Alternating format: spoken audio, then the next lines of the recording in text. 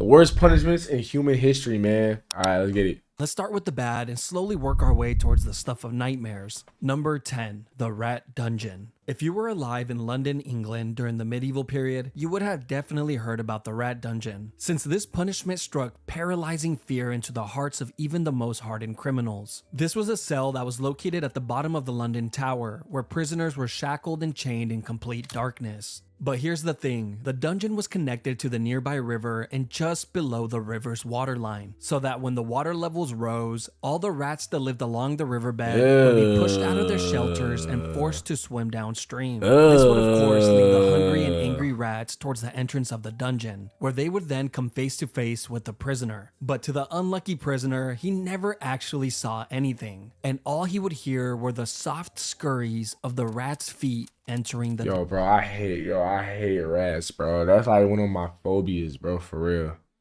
Dungeon. And in a matter of minutes, these soft noises were in the hundreds and all around him. These angry and aggressive rats would then begin to take small bites from the prisoner, who had no way of defending himself. Now, he might be able to shake the rats off for a few hours, but eventually the prisoner would pass out from pure exhaustion. And while he slept, the rats would continue to take bites from his flesh. Eventually, when he would wake up, he would discover hundreds of bites throughout his entire body. But it didn't stop there. The prisoner was left here for days or weeks on end, depending on his crime. But towards the end of the medieval period, this form of punishment just got more and more deranged, eventually becoming a form of execution, where prisoners would just be thrown in the dungeon and forgotten about. Yo, dying by getting eaten by rats has gotta be like the sorriest shit I ever heard, bro.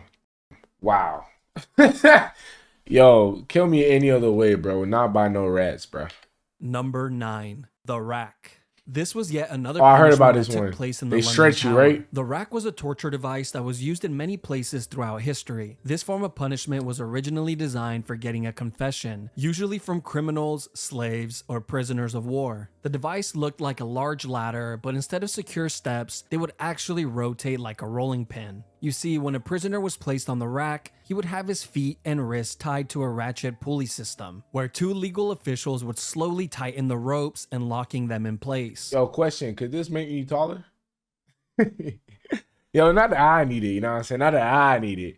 For y'all niggas in chat that be talking about height and be insecure about that height, this could theoretically, you know what I'm saying? Could like shit you out a little bit, right?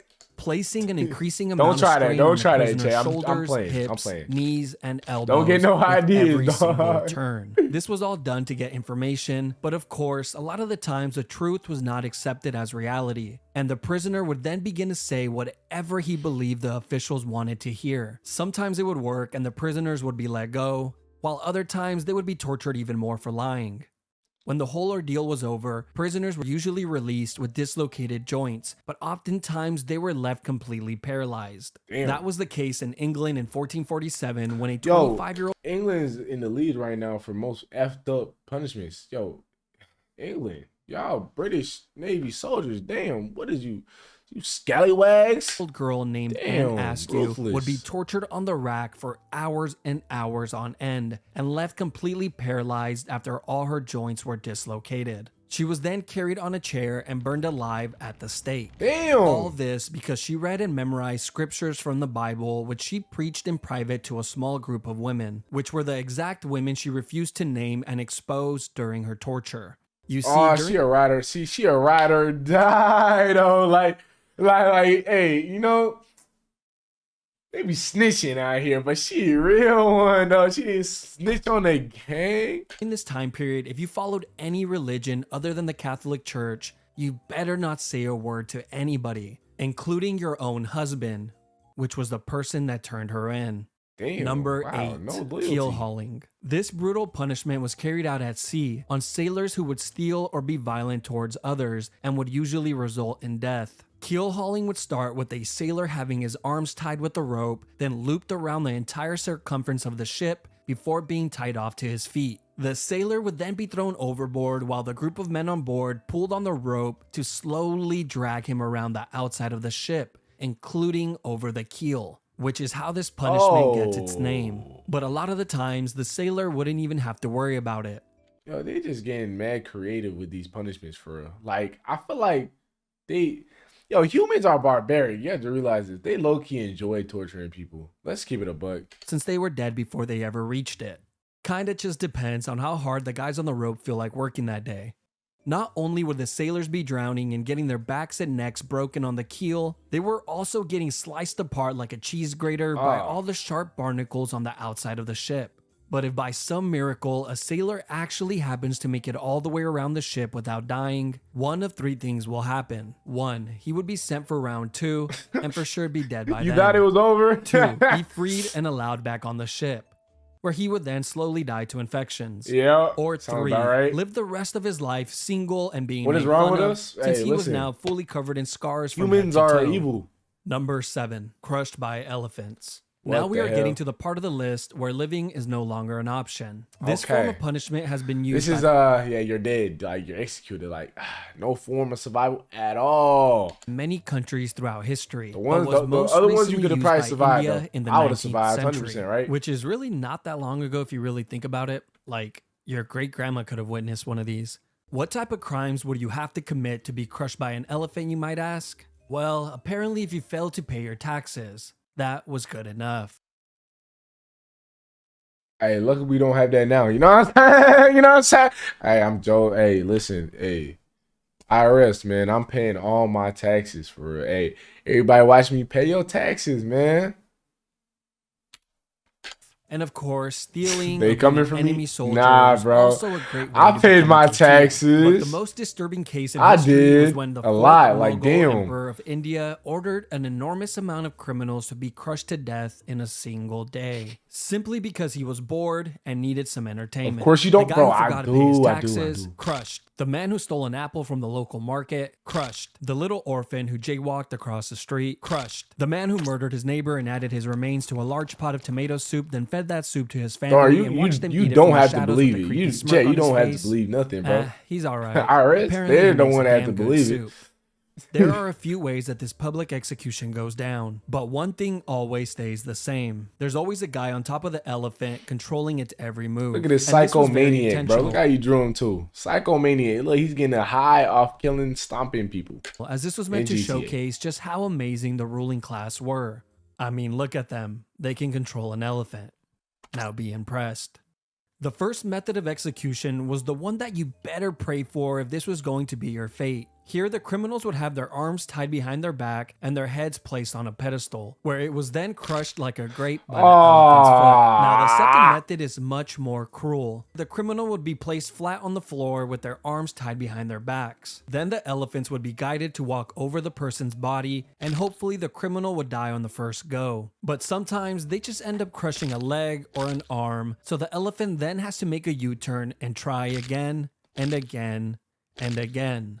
The final and worst way is when a highly trained elephant was guided to slowly crush the person limb by limb. They would Limb first by crush limb the is arms, crazy. then the legs, and then poke holes in them with the tusks, until eventually dealing the final blow to the head or torso. This is the more theatrical route that rulers like the fourth Mughal love to take, and made for a truly traumatizing Oh, that's true. experience Yo, for that's so every- true. Yo, they used to like gather around and watch these executions. Like, yo, humans, we are messed up. Imagine that today. Oh, hey, listen, little Timmy over there, he getting executed for stealing from the king. Let's go watch. That was their entertainment. Bro, instead of the NBA game, bro, they're looking at some executioner. What the hell? Everyone, except for the fourth Mughal. He loved it.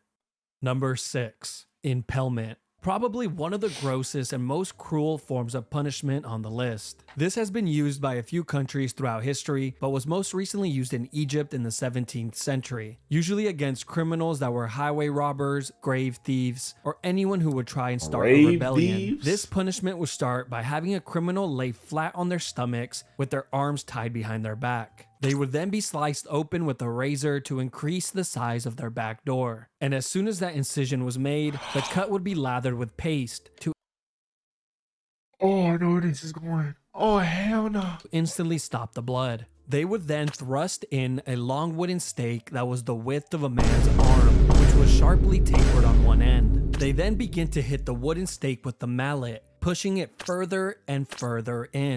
Okay, bro. All right, listen. What's going on with the facial expressions, bro? Hey, what's going on with the facial expressions, bro? Why is he low key enjoying it, bro? What the hell?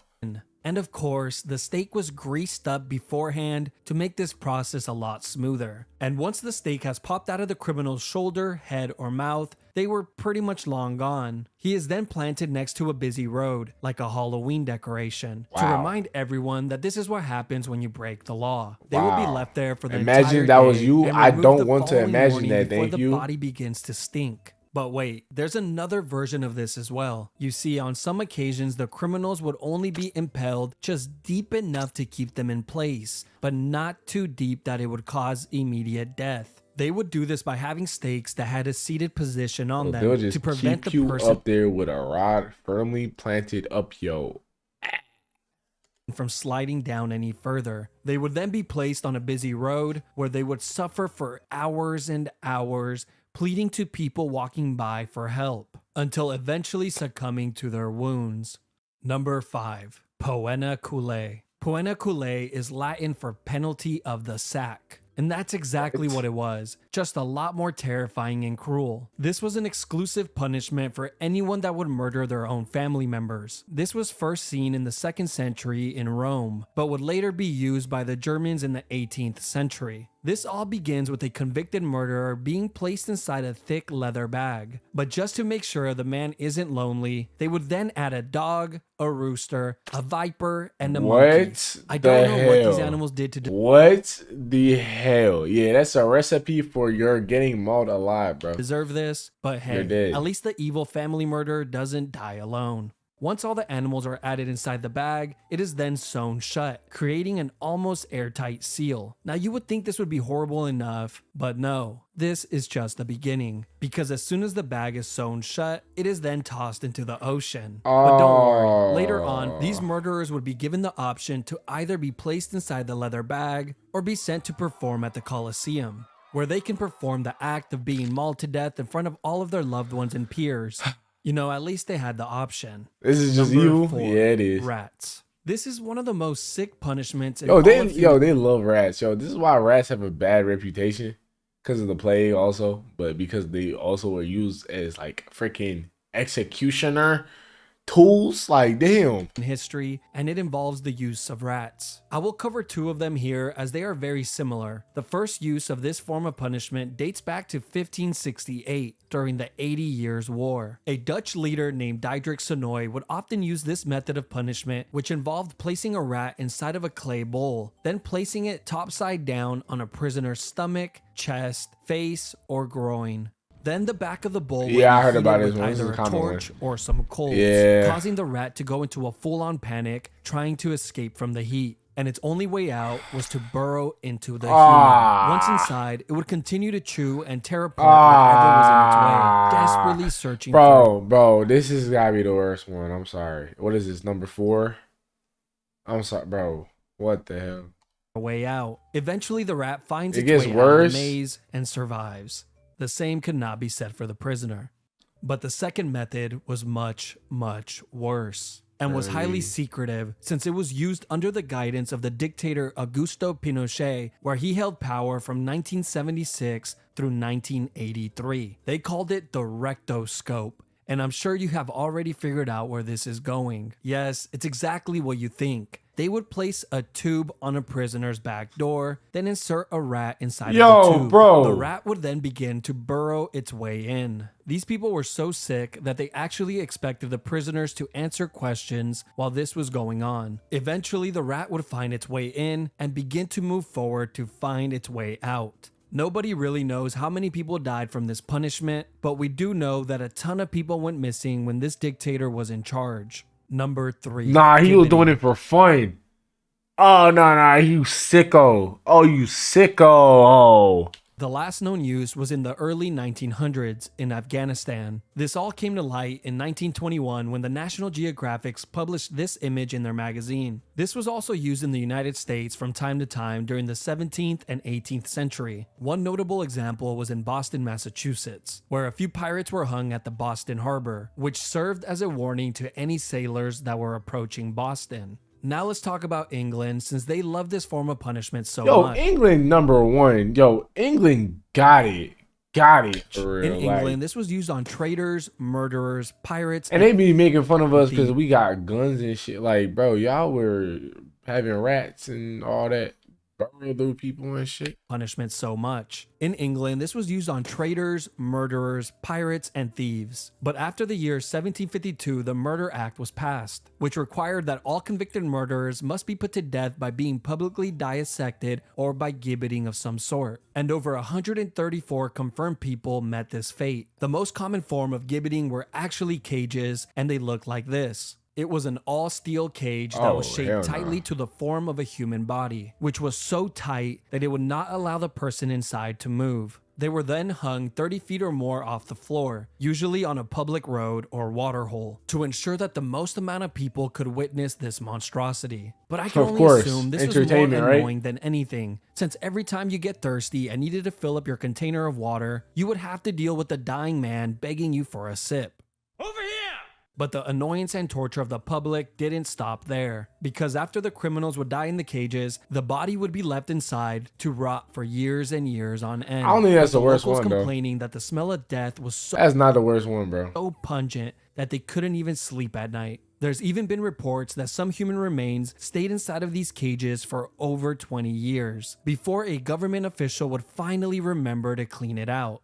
Number 2, scaphism. This was a form of punishment that was used by the ancient Persian Empire on anyone that would be convicted of murder. First, the criminal would be placed inside of a boat on their backs and tied down. The boat had 4 holes cut out. So yeah, I know this one. Never mind. This one got it too. I can't lie.